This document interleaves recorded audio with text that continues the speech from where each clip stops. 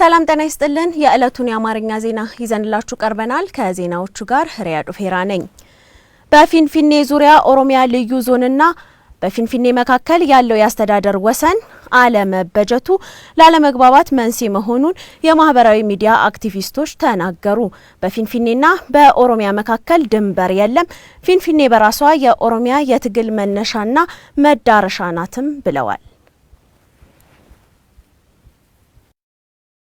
በፊንፊኔ ዙሪያ ኦሮሚያ ልዩ ዞንና በፊንፊኔ መካከል ያለው ያስተዳደር ወሰን አለመበጀቱ ላለመግባባት መንስኤ መሆኑን ከኦኤምኤን ጋር ቆይታ ያደረጉ የፊንፊኔ ከተማ ነዋሪዎች ተናገሩ ለኦኤምኤን አስተያየታቸውን የሰጡት ኢንጂነር አየለ ደጋጋና ኢንጂነር ደረጀ ቤጊ አካባቢው ላይ ያለው አለመግባባት መንስኤ መንግስት በቸልተኝነት ያለፈው የወሰን ማካለል ስራ በጊዜ ባለመሰራቱ መሆኑን ነው የተናገሩት ከፊንፊኔ ያስተዳደር ወሰን ውጭ በመውጣት በፊንፊኔ ከተማ አስተዳደር ህገወጥ የመሬት ወረራ ተደርጓል ብሏል ኢንጂነር አየለ ደጋጋ ድንበር እየተጣሳ እንደፈለጉ ባለቤት አልባ መሬት አድርጎ ሲጨበጭቡ ካድሬዎቹ እንደፈለጉ ህዝቡን አርሶ አደሩን እያፈናቀሉ ከመሬቱ ከቀዮ ከጠመንጃ ፈሙዝ እያፈራሩት የማይሆን ነገር ብር እየወረወሩለትም አንዳንዴ ምንም ሳይሰጡት ከቀዮ እየተባረረ እየተገፋ ከተማው ተፍታ እዚህ ደርሳለች ራሷ ፊንፊኔ የኦሮሞ ህዝብ የትግል መነሻ መሆኗንም ነው የተናገረው ኢንጂነር አየለ ደጋጋ ፊንፊኔን በሚመለከት የኦሮሞ ህዝብ የትግል ማነሻም መድረሻም ነው ይሄ ትግልም ተጠንስሶ እዚህ የደረሰው ውጤቱም ያስገኘው በዚህ የፊንፊኔ ጉዳይ የባለቤትነት ጉዳይ ማነሻነት ነው በኦሮሚያና በፊንፊኔ መካከል ምንም ድንበር የለም ያስተዳደር ወሰኑ በገሃድ ባለመታወቁ ግን ያለ መግባባት መነሻ ሆኗል ባለፉት 27 ዓመታት ፊንፊኔ ካስተዳደር ወሰኗ ውጪ በከፍተኛ ሁኔታ ሰፍታለች ያለው ደግሞ ኢንጂነር ደረጀ ቤጊ ነው ፊንፊኔና በኦሮሚያ መካከል ምንም አይነት ድንበር የለም ባለፉት 27 ዓመታት በሁለት ሶስተኛ ወይንም ከ2% በላይ እንደው ይታወቃል የፊንፊኔ የአስተዳደር ወሰን ሳይታወቅ በዚሁ ከቀጠለ መጪው ሀገር አቀፍ ምርጫ ለማድረግ ከባድ ነው ብሏል ኢንጂነር ደረጀ ቤጊ ክሊርሊ እስካልተሰመረ ድረስ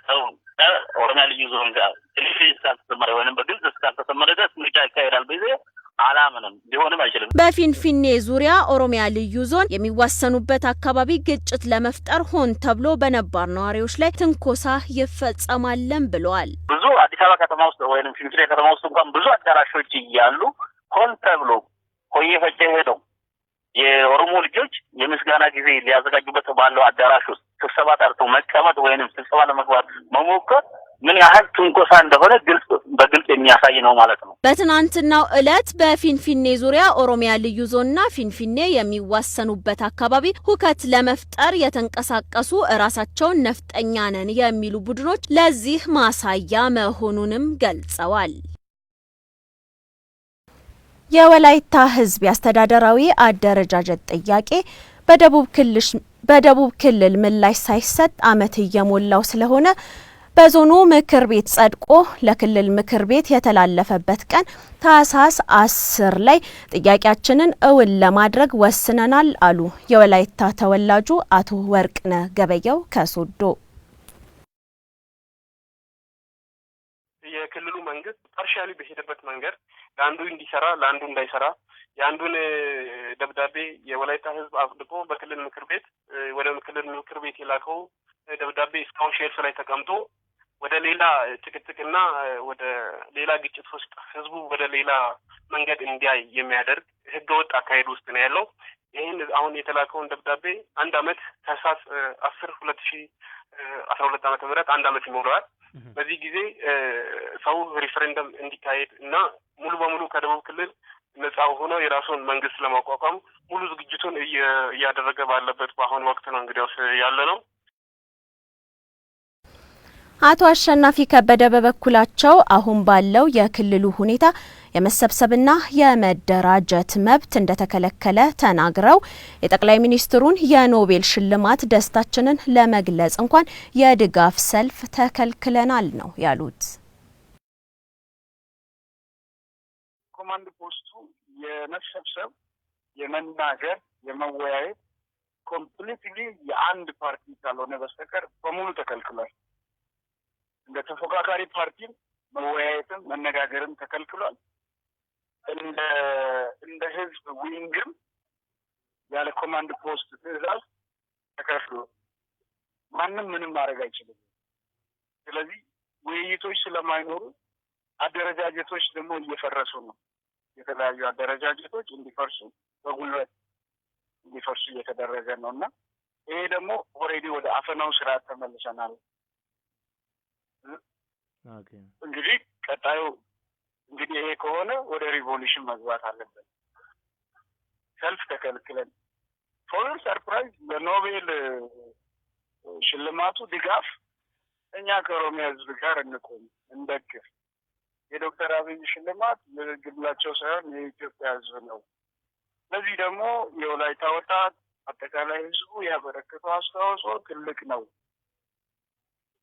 ይሄ የሁሉንም ኢትዮጵያ የሚመለከት ነው። ለዚህ ድጋፍ እንውጣ እንኳን ብለን ድጋፍ ከልክለናል። ይገርም። የወላይታ ዞን የመንግስት ኮሚኒኬሽን ኃላፊን በጉዳዩ ላይ ለማነጋገር መልሰን እንድንደውል ጠይቀውን ተመልሰን አላገኘናቸውም። የወላይታ ዞንንም ሆነ የደቡብ ክልል አመራሩን በጉዳዩ ላይ የሚሰጡንን መልስ እናደርሳቸዋለን። በከፍተኛ ፉክክር የታጀበው የካናዳ ብሔራዊ ምርጫ በሊበራል ፓርቲ አሸናፊነት ተጠናቀቀ። በጠቅላይ ሚኒስትር ጀስቲን ትሩዴ የሚመራው አሸናፊው ፓርቲ ከሌላ ፓርቲ ጋር ጥምረት መፍጠር ይጠበቅበታል ተብሏል። ነሙምሳ አድማሱ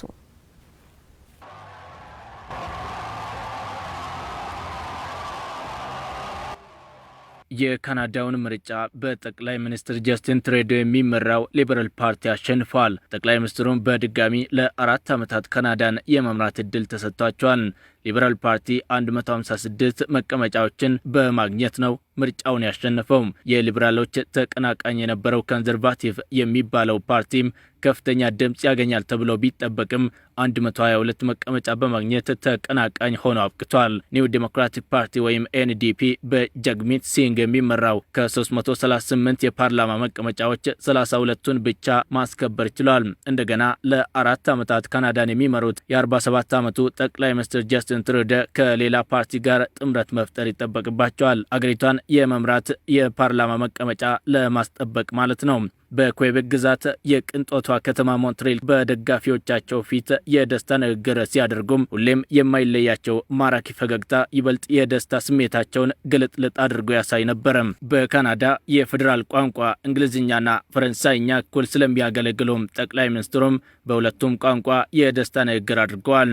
ደጋፊዎቻቸውን ካመሰገኑ በኋላም በተለይ የተፎካካሪ ፓርቲዎች ለተሳትፏቸውና ለዲሞክራሲ ማጎልበት አስተዋጽኦ ያበረከቱትን አመስግነዋል። ስለ ተፎካከራችሁኝ አመሰግናለሁ እንደማለት ነው። የሌሎች ፖለቲካ ፓርቲዎች መሪዎችና ቤተሰቦቻቸው በሙሉ በዚህ የዲሞክራሲ ማጎልበት እንቅስቃሴ አካል ስለሆናችሁ አመሰግናለሁ። ለማገልገል ስለመረጣችሁና በምርጫው ቅስቀሳ ስለተሳተፋችሁ ላመሰግናችሁ እፈልጋለሁ።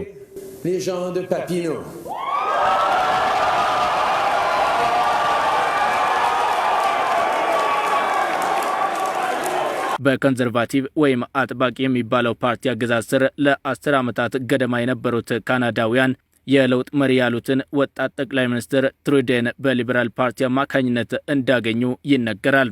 አሁንም ተስፋ ስለጣሉበት እንደገና እንዲመራቸው እድል ሰጥተውታል። ካለፉት 4 ዓመታት የጠቅላይ ሚኒስትሩ ቆይታ በመጨረሻ አካባቢም የዘረኝነት መጥፎ አመለካከት ውስጥ እንደነበሩ የሚያሳይ የወጣትነት ፎቶ ተገኝቶም ማንነታቸውን በከፍተኛ ሁኔታ ፈትነው ነበር። ተመጣጣኝ ማስተባበያ ባለመስጠታቸውም አሁንም ተመሳሳይ አቋም ሊኖራቸው ይችላል ተብሎ እንዲገመት አስገድዷል። ካናዳ የብዙ ህዝቦች ስብስብ ሀገር ከመሆኑ አንጻር በልዩነቶች የሚያምን መሪ ነው የሚያስፈልጋት። ይሁን እንጂ ካናዳ ለስደተኞች በሯን እንድትከፍትና ከአሜሪካው ፕሬዝዳንት ዶናልድ ትራምፕ በተቃራኒ ስደተኛ ተቀባይ ሀገር እንድትሆን የሰሩት ስራም ያስመሰግናቸዋል። ካናዳን ለመምራት 170ና ከዚያ በላይ የፓርላማ መቀመጫ የግድ ስለሚያስፈልግ የጀስቲን ትሩዴ ሊበራል ፓርቲ 15 መቀመጫ ከሚሞላላቸው ሌላ ፓርቲ ጋር በቀጣይ ቀናት ጥምረት እንደሚፈጥር ይጠበቃል።